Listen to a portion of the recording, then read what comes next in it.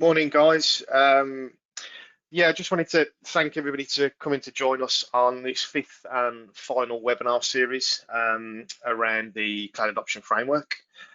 Today, we're going to be talking around security-driven governance in the cloud. So essentially, we're going to look at the cloud adoption framework governance and manage elements of it.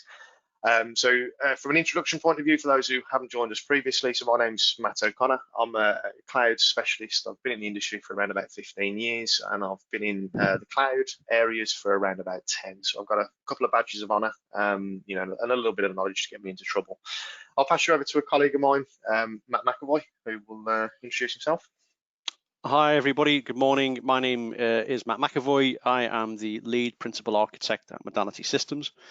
My role within the business is to kind of provide customers with a clear view of how the cloud helps them, evangelize what Azure does for your business and how it can accelerate your journey into the cloud.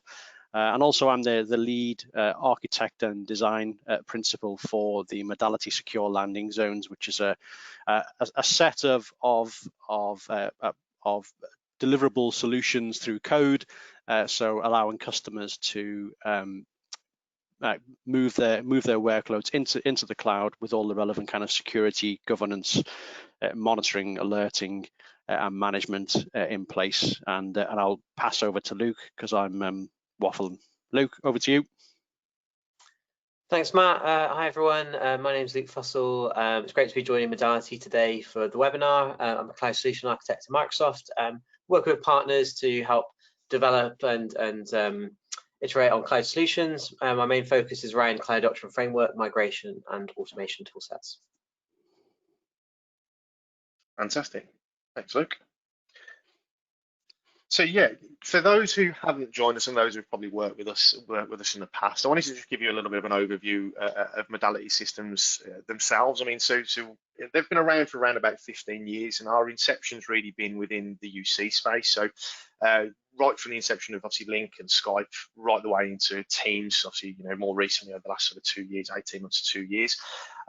We've obviously expanded the capability so we can deliver a Microsoft-centric service across every part of the Microsoft stack. So whether that's Microsoft Azure, obviously Office 365 and M365 from a security perspective, and as I said, from the heritage that we've had, within communications, so we can deliver that end-to-end proposition.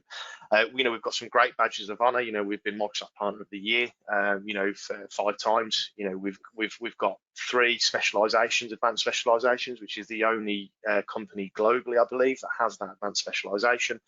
So we've got quite a few badges of honor, and we take a different type of approach to it. So if you imagine we're a centric cloud and communications provider.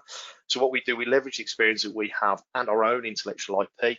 So we deliver business value to our customers through digital transformation. So we take customers on that journey. And it is about how, today is about how we leverage cloud adoption framework to help our customers understand their cloud journey, and adopt technology in the right way, which I think is hugely important. So, and again today, so what we're going to talk around is Azure governance and management. So we're going to break that into sort of 5 key areas. It's mainly around the things like the governance model. We'll look at minimum viable product. We will look at things like the processes and also the principles of governance as well. But also we'll tie in a little bit of a management methodology, so you'll understand it from an end-to-end proposition point of view to give you that full guardrail understanding of where you need to be.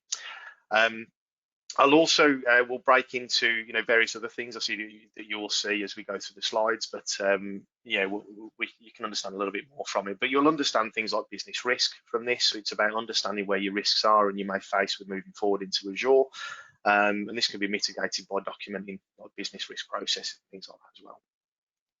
Yeah, that's a great introduction to the governance and management piece, Matt.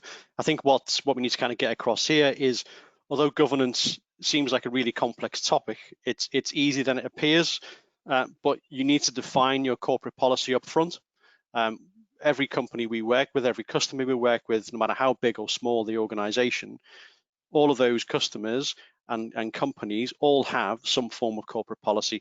And this is just a way of kind of taking that corporate policy and embedding it and aligning it with the cloud adoption framework. As part of that, really, you're going to be looking at processes and what those processes are going to achieve, and effectively those processes will be split into a number of disciplines, which we'll kind of cover off as part of the presentation. Some of those processes will be around cost management, security baseline, resource consistency, an identity baseline, and then kind of deployment acceleration. And we'll kind of go through these at different levels, and we'll scatter them throughout the presentation. We can move on to the next slide. Thanks, Matt. And I think, we've got Microsoft, in the room, and I could sit here and talk about the cloud adoption framework for the next 20 minutes. Although I think obviously there's nobody else that's going to do it any more justice than Luke, to be fair. So I can pass this across to Luke. It'd be great for his understanding on what CAF means to him, and obviously working at Microsoft as well. So. Thanks, Matt. I appreciate it. So the cloud adoption framework has been a strategic investment to really get down into a framework really around how our customers and our partners are looking to successfully migrate workloads to cloud. So we're looking at things like aligning people, process, and technology into a set of guidance that's actionable, efficient, and really covers sort of the end-to-end tool set with sort of tools, documentation, best practice to help your businesses really along the way, and make sure you're looking at all the things you need to consider as part of the cloud journey. As Matt said, really the govern and manage piece really underpins this. So the sort of top section you have here around the strategy and planning is really why you're moving to the cloud and how you really define your key objectives. Your ready and adopt is how you're moving there, and govern and manage is making sure that you're doing it in a secure and compliant way to make sure that it's a smooth transition to cloud, and that you don't end up in a position later on where you've got into a situation where it's much more work than it really needs to be if you get the governance and management right at the start. I should say really on the governance side, like Matt said before, we're looking at things like what is the real requirements from your business, which probably comes from some of these strategy workshops that we've talked about in previous webinars. What are those key decision points for your business, and how do we convert those into things like policy statements, which we can implement at a cloud platform level? And how do we look to define things like processes to understand if there's been violations of policy, or look at our policy state if we need to report that to a central board. The management piece, we want to look at really the cloud native management, monitoring, and resilience piece. So how are we making sure that we're looking at application level uptime and reporting on that to make sure we can evolve that over time and improve the resilience of our cloud platforms. Thanks for that, Luke. I think it's really key as well to kind of get across that it's always really important to have a framework when you're working in IT, and it's more important than ever now to kind of have an adoption framework, because it will align all the relevant tiers within your business, from your strategy right the way through to adoption and then governance and management. And it kind of helps you change that mindset, and it helps you bring along the teams of people that you have currently today and how you can excel them throughout the entire journey. And I think it's really important that the cloud adoption framework is part of that journey. And I think Microsoft have developed this framework in conjunction by listening to customers and listening to partners to understand how you can all get a better experience of the cloud. Would you agree with that, Luke? Yeah, absolutely, Matt. That's the kind of main intention and main goal of this. And what you've put together around some of the offerings here is fantastic, and really bring that to life, because like you say, there's a lot of interaction out there with customers and partners to make sure we get this right as a broad platform, but you then need to obviously get this implemented as part of an organization. So a partner like Modality, who's got experience of doing this, the actual implementation side of it, can make sure that you're ticking off all the boxes and doing this correctly with the customers you're working with. Perfect, thanks.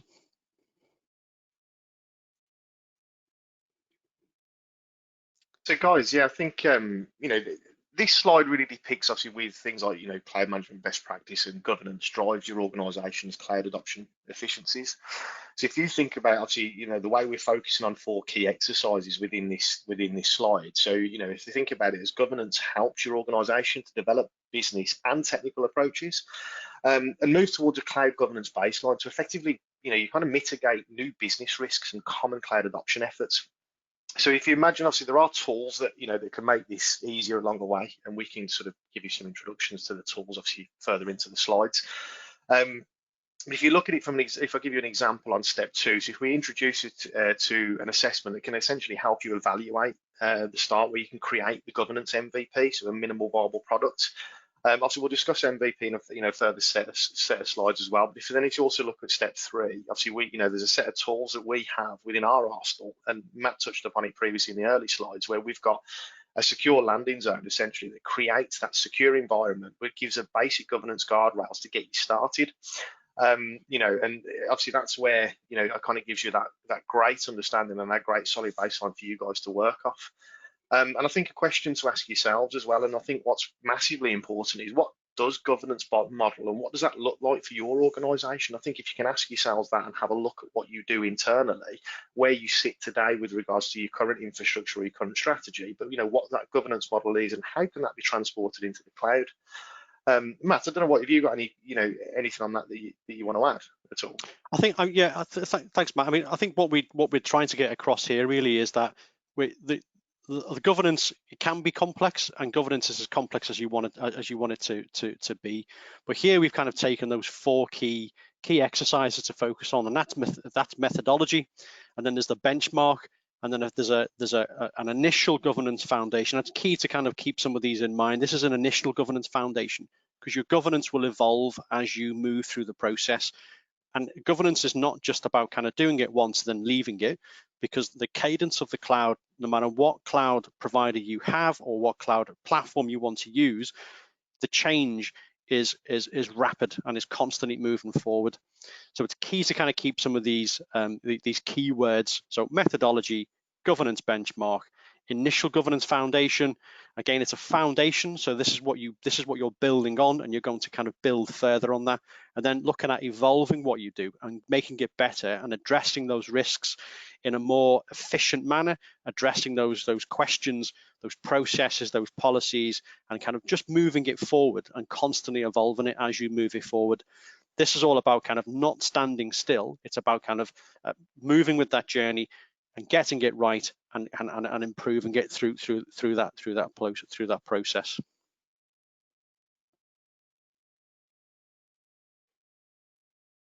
Yeah, thanks, Matt. And I think what's important as well here is, governance is the end state that essentially fosters trust and builds confidence in anything that you guys do. So if you get that right at the beginning, it kind of alleviates any concerns and any problems as you move forward. Also, I think as from a cloud adoption framework governance model, if you look at it, it identifies key areas of importance during your cloud journey, which I think is huge. Each area essentially relates to different types of risks, the company must address in order to adopt, more cloud services. So obviously within the framework pieces, obviously the governance guide essentially identifies required actions for your team essentially. So along the way, you can look at each principle of the cloud adoption framework and the governance models, and it's but obviously those are broken down, what I see anyway, into to various different areas. So if you look at corporate policies are massively important to drive cloud governance. Obviously that the governance guide focuses on specific aspects of your corporate policies, helps them move them further into your organization. If you look at things like business risks, identifying and understanding the corporate risk or the business risk at the start actually helps you build a technical framework and a governance model that you can actually move and drive into the business, which helps you sort of mitigate those risks as you move forward. And when you look at policy and compliance, you can convert risks into policy statements that essentially can support compliance requirements, which is huge. It's absolutely huge. And from a processes point of view, you can look at ensuring adherence to things like stated policies as well. And I think what's important here, and I want to ask Matt here because from your enterprise architecture point of view, Matt, taking this into consideration, the governance model, I mean, what does it solve for a business, and what does it mean to an organization? I think what the idea of governance really, and particularly within the cloud adoption framework and the governance model that we've got on the screen here, is to show customers that we're going to have to digitalize more. There's no point having your processes, and there's no point having your business risks and your policies and your compliance all written on a document if that's not communicated to the business and it's not communicated to the key people that need to kind of use the tools and use the technology and then service customers accordingly. This is all about kind of providing that kind of minimal viable product by using a number of different disciplines, which we'll kind of go into. We've highlighted some of them on the screen here as cost management and security baseline, resource consistency, identity baseline, deployment acceleration. We'll go further into these as we kind of go through the deck.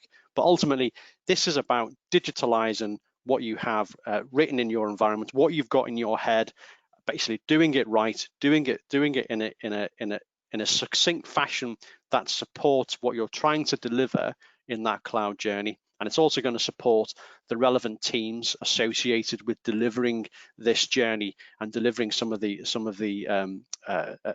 necessary business goals. It's also about empowering the teams and taking those corporate policies and splitting them up, making people and making teams accountable and responsible for actioning those disciplines, and understanding the risks and involving those risks, and looking at ways of mitigating those risks in the next stage, and when you next have to kind of move a workload into Azure.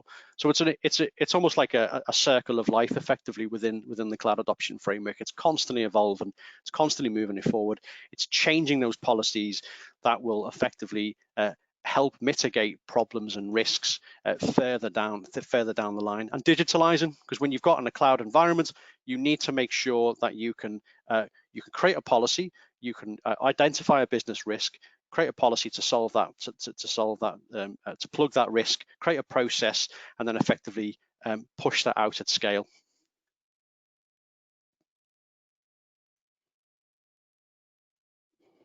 Yeah, agreed. And I think obviously, like we touched upon previously about, building a governance MVP or a minimal viable product for your organization, I think is massively important. I think what's important as well is governance requirements will change throughout your cloud adoption journey. So it requires a different approach to governance is required, not every time, but it is required. And I think if you look at it from a company's point of view, your companies can no longer wait for a small team to build guardrails and to have a roadmap for every kind of every piece of technology that you're building, before taking the first step, because that will slow you down. And I think what the business results are expected is it's more quickly and smoothly that they want to get to market. But I think from a governance MVP point of view, it's about starting small. You establish the right foundation and let it evolve, which I think is massively important. But also what it does is it makes sure that the governance matures in the right way. So essentially you can mitigate the tangible risks that are there and identified, in the cloud adoption plans. But obviously also as you're starting small, it helps you create that evolution. And the risk evolution, I think, is massively important. Because if you think about the iterations of cloud adoption that are planned, obviously there's a particular profile that is changed. So from a governance point of view, the team monitors those adoption plans. You will identify risk and you'll evolve the corporate policy statements as you go. But I think as you start from a particular approach to it, and you have an incremental approach to it, it'll empower this, and it'll empower your organization, to set corporate policies, to set processes and tools, and establish that foundation from the start. So your adoption and governance is where you would build off, and that will help you create that MVP or the minimal viable product. Yeah, I mean this slide here is to show customers how what a minimal viable product is effectively for your adoption. And we've identified, and Microsoft have identified 5 disciplines here. There's no point trying to boil the ocean. So what you need to look at is those 5 key areas that you need to consider when you are building a governance model for your organization. And that is cost management, because you don't want to kind of constantly increase the costs that you are incurring in the cloud. That security baseline, you want something that is effectively you could put in and start small and then kind of expand on it later on. And those kind of resource consistencies, what you don't need to do is build something massively huge within your environment and then recognize that effectively everything that we build has to follow that particular consistency. It's start small, work out, work bigger, scale up. And then your identity baseline is there to kind of is to enforce what you do today, but also allows you to evolve it later on. What you don't want is a really restrictive identity baseline, where people are controlled to too much of a granular level, and it stops them kind of innovating and moving things forward. And then your deployment acceleration, let's not try and build something that's really complex. Let's not try and kind of put something that's really complex in at the very start. Let's do it in an incremental fashion. And as we see those gaps and we see those traits, we can effectively then kind of build those policies and processes to accelerate that deployment. So it's not blocking anything as you move through that kind of cloud journey, as you move those workloads into the cloud. It's all about taking that balanced approach to implementation. Keep auditing what you're doing. When you find the great stuff that you do, apply it. When you find the rubbish stuff that you do, basically try and kind of try and change it or try and improve it, but do it in a succinct fashion that you're moving it forward, you're fixing it forward, you're not stopping what you do to fix something and then kind of try and establish that into the cloud. If it doesn't work, don't do it. Basically, what we're saying here. Would you agree with that, Luke? Yeah, definitely, Matt, and I think it's a good approach. And looking at, especially if you call out things like the cloud governance team there, it's really good to have a team that's maybe multidisciplined, may have sort of business stakeholders there, security, compliance, IT operations that are involved in the sort of decision-making process for some of this. So where you're taking the decisions of how do we get this right and you know, make our cloud journey as smooth as possible. It's complex enough as it is without having to you know, rewrite all the rules to begin with. So let's look at those initial workloads and how we best approach them, and have this team available to, as you say, sort of iterate and work on that approach as you move forward, and make sure you're getting the most efficient use of that, and going for the appropriate level of governance for the workloads that you're moving. Thanks, Luke.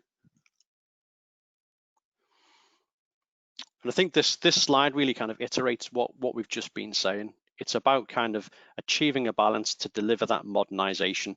So your governance is there to kind of to control and add stability, but it should also kind of balance the speed and results that you're trying to deliver as part of your cloud engagements, as part of your cloud adoption, as part of moving those workloads into Azure. Make sure that you've got the control and everything is stable. You've aligned all those business objectives. You've got your people set up. You've got your technology strategy there. That's all aligned. You've got your tools, you've got your templates, you've got all your best practices, and documentation is key here. Documentation is, it's a really dull thing to do, but everyone should do it. And ultimately, the better the documentation is, the better results you get further down the line. That way, then you can achieve those business goals. You've got a KPI to work from. You have something that's actionable. You're making it more efficient because you're constantly evolving. And then effectively, then you've got something that you can kind of go back to and use as a comprehensive book for guidance. And then this will deliver fast results, again, with that control and that stability. And that's the whole kind of principle of governance, really, is to achieve that balance to deliver that modernization. I think, Matt, what's massively important here, and quite a powerful statement, is, you know, change is more important than adopting technology, because, you know, it's adapting how you do business. You know, like you said about balance and modernization, it is key. You know, Azure brings many things to an organization, but it's not about swapping out technology, you know, but it's about changing how, you know, an enterprise business or the culture behind it, you know, it's about changing what they do. And it's how you can bring efficiencies quickly to the organization to achieve business goals, which I think is massively important.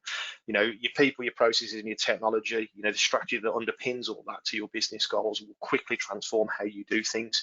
But obviously, leading through, you know, a change is extremely difficult from a business perspective. You know, but it's not just the technology that changes; it's your people and your processes too, which is hugely important.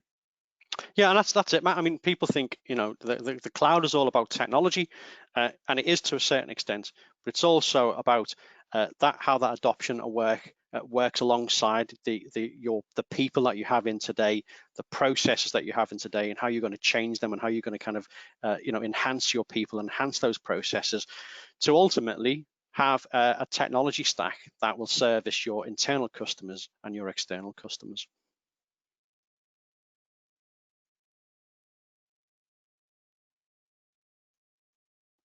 So I think the key point here really of this slide is governance is important because it will set that balance between transformation and the mitigation and risk mitigation, and it's also about kind of maintaining full compliance throughout the adoption process.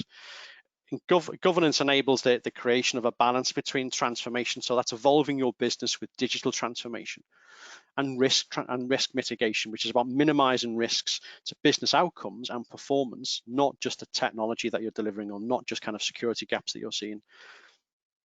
And one of the things effectively really is that we need to explore that methodology that underlines the governance in a cloud adoption framework, and that's about creating better cost visibility and control, improving your security posture, and being agile to support the scale.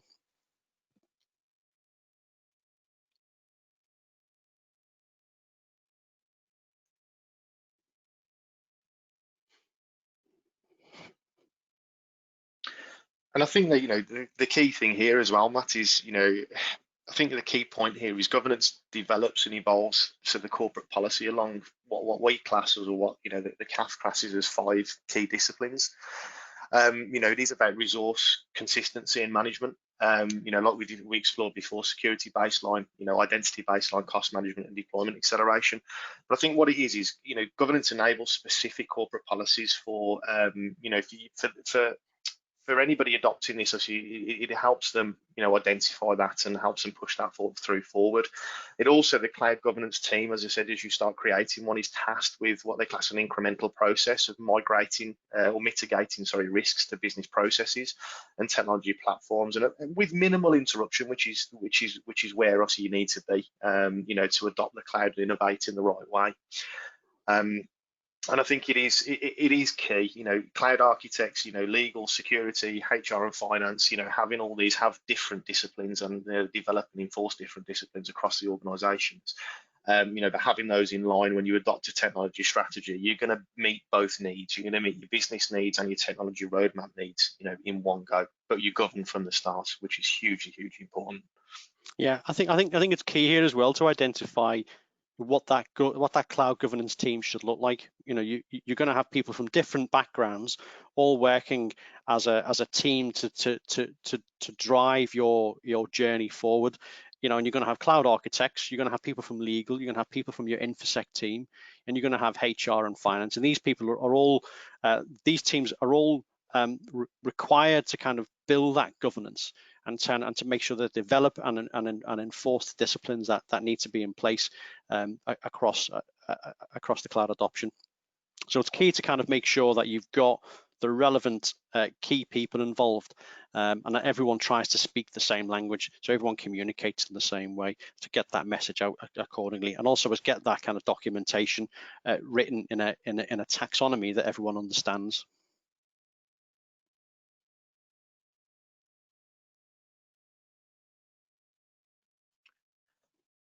And I think, from a management perspective in cloud management in the cloud, I think if we go back a couple of steps in the, in the webinar that we've created, I think delivering on a cloud strategy, essentially requires a solid planning, a readiness and adoption. But it's an ongoing operation that of a digital asset, so it delivers a tangible business outcome. And within this slide, there's like four key areas that obviously from a cloud adoption life cycle that obviously the CAF suggests that you follow. And if we were to take into consideration, obviously the first one, and Matt, if you can help me out here, but establishing a management baseline,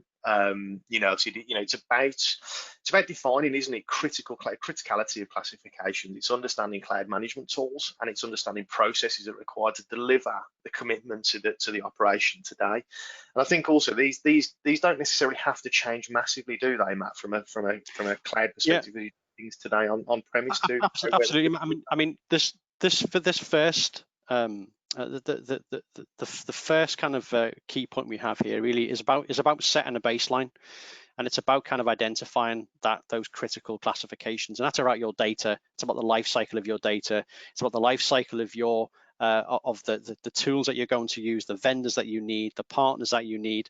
It's about establishing management tools and what you're going to use and how they're going to evolve and how they're going to kind of support you going forward, and what processes that you need effectively within that management layer to impact and to drive a really good center of excellence around operations.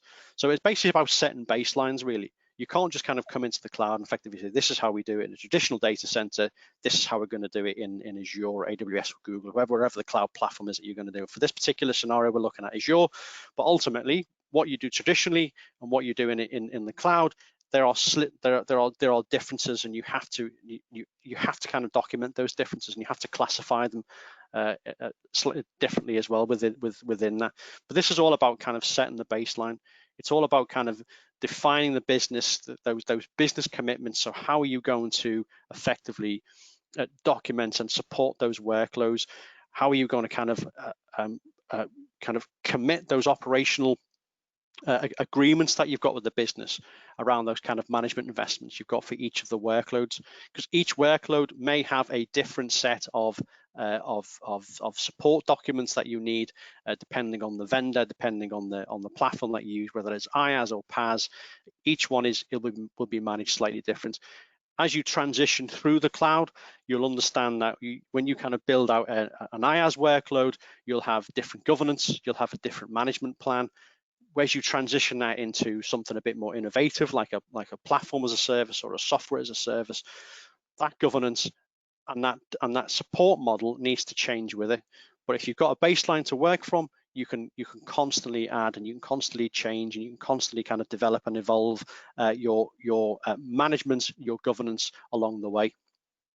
And that's really what we're trying to get across really in this cloud. Is there's 4 different steps that you can kind of go through.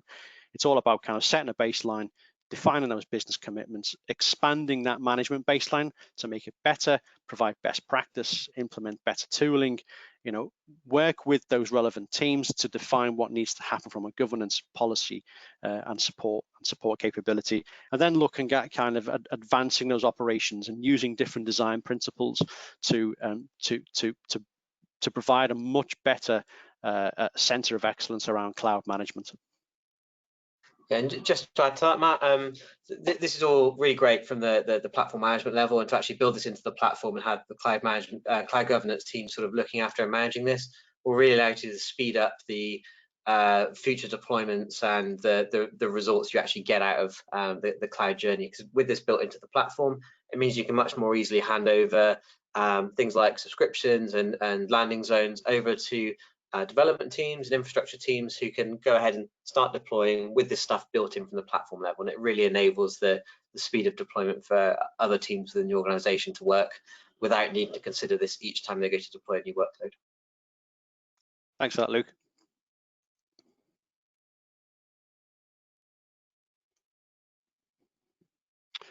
So this slide here really is to kind of just give you a pictorial view of what a management methodology looks like. So you've got to have that business alignment, which is it's all about documenting the criticality and the relative business value for each workload. You've then got the impact, so establish those clear performance expectations and KPIs, and kind of what's going to happen when you have business interruption. What are those kind of values? What are we looking at from a metrics perspective?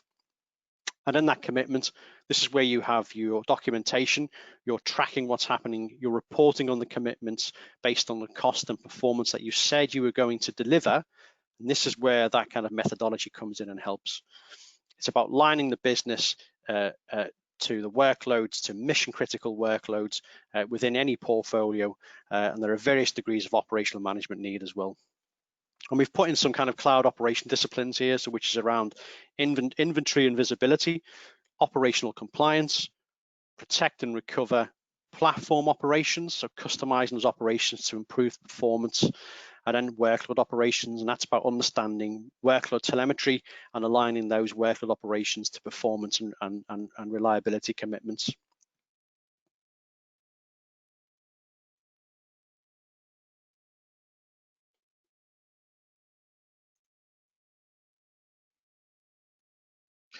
Yeah, thanks for that, guys. And I think just to summarize, I think obviously, it's a long journey, and I think, the last 5 webinars that we've taken you through, it's you know, I think you understand that it's a long journey from your strategy right the way through to your governance and compliance. And I think probably to get across here, it is let's start small and work your way through with where you need from a governance perspective and where you need to go. Obviously, myself and Matt are open to any questions now, and we'll happily, you know, answer any questions if anybody has any.